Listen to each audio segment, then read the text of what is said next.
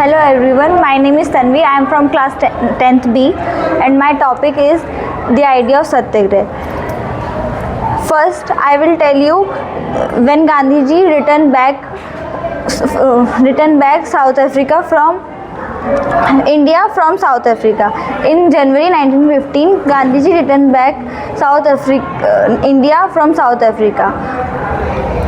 Meaning of the idea of Satyagraha. The idea of non-violence. Explanation of the idea of Satyagraha. Fight without using any weapons by following the path of truth and in a peaceful manner. First Satyagraha movement in the world. In South Africa, 1906, Gandhiji organized his first Satyagraha movement against the racism system. And this movement was completed successfully. जो उनका first सत्याग्रह movement हुआ था जो कि south Africa में हुआ था, वहाँ पे रेसिज्म सिस्टम चल रहा था, तो उन्होंने उसके खिलाफ आवाज़ उठाई थी और उन्होंने जो ब्लैक पीपल्स थे उनकी सपोर्ट में आवाज़ उठाई थी और उनको सपोर्ट भी किया था और उनका जो ये वाला मूवमेंट था वो अच्छे से सक्सेसफुल हुआ था। अब गांधी जी का जो इंडिया में मूवमेंट हुए थे वो 3 मूवमेंट हुए थे। पहला था चंपारण बिहार में, दूसरा खेड़ा गुजरात में और तीसरा अहमदाबाद गुजरात में। पहला जो उनका मूवमेंट हुआ था चंपारण बिहार में जो कि 1917 में हुआ था, वो क्यों हुआ था? क्योंकि जो ब्रिटिशर्स थे वो फोर्स कर रहे थे फार्मर्स को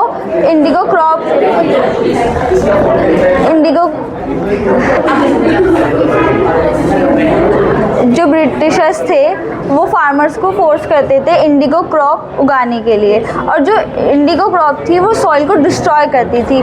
और जब अगर जो इंडिगो फार्मर्स थे अगर वो इंडिगो क्रॉप उगाते भी थे तो जो ब्रिटिशर्स थे वो उसको उस क्रॉप पे बहुत लो वेजेस देते थे, जिस वजह से उनका मतलब उनकी लाइफ भी नहीं चल पाती थी ढंग से और जो उनका एम्प्लॉयमेंट था वो भी ख़त्म हो रहा था। तो गांधी जी ने जो पीजेंट्स थे उनको इंस्पायर किया वो इस ऑपरेसिव प्लांटेशन सिस्टम के अगेंस्ट आवाज़ उठाएं और उन्होंने सपोर्ट किया था इंडिगो फार्मर्स को और उनका जो ये वाला मूवमेंट था वो सक्सेसफुली कंप्लीट हो गया था।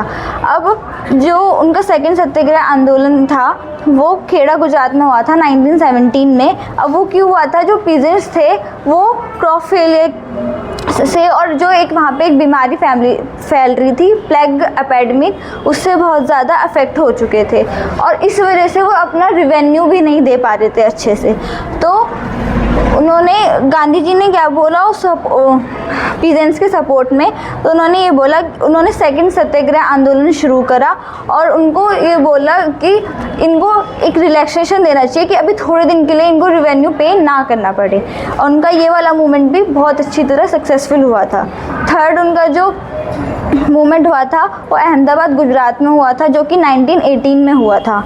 अब जो ये इसलिए हुआ था, जो कॉटन मिल वर्कर्स थे उनको वेरी लो वेजेस मिल रहे थे और जो प्राइसेस थे गुड्स के वो इंक्रीज़ हो रहे थे, पर जो उनके काम के लिए वेजेस मिल रहे थे वो बहुत कम मिल रहे थे, तो उन्हें उस काम के लिए मोर वेजेस चाहिए थे। तो गांधी जी ने उन्हें सपोर्ट किया और ये बोला कि आप इनके वेजेस जो हैं वो इंक्रीज़ करो ताकि अपनी बेसिक नीड्स और अपना एम्प्लॉयमेंट अच्छे से कर पाए, और उनका ये वाला मूवमेंट भी बहुत अच्छी तरह सक्सेसफुल हुआ था। अब रॉलेट एक्ट कब लॉन्च हुआ था? 1919 में हुआ था। रॉलेट एक्ट लॉन्च हुआ था इंपीरियल लेजिस्लेटिव काउंसिल के द्वारा। जो ये एक्ट था, इस एक्ट के द्वारा जो ब्रिटिश गवर्नमेंट के पास बहुत एक बड़ी पावर आ गई थी जिससे वो सप्रेस्ड कर पा रहे थे इंडियन पीपल्स को, और इस एक्ट को ब्लैक लॉ भी कहते हैं। अब जो भी इस लॉ के या फिर इस एक्ट के खिलाफ आवाज़ उठाता था उसको बिना किसी ट्रायल के जेल में डाल दिया जाता था 2 साल के लिए। इसके बाद जो गांधी जी थे उन्होंने इसके अगेंस्ट में अपना एक सत्याग्रह मूवमेंट शुरू किया रॉलेट सत्याग्रह। और गांधी जी का ये फर्स्ट नेशन वाइड सत्याग्रह था, सबसे बड़ा सत्याग्रह उनका, सबसे बड़ा सत्याग्रह रॉलेट सत्याग्रह ही था।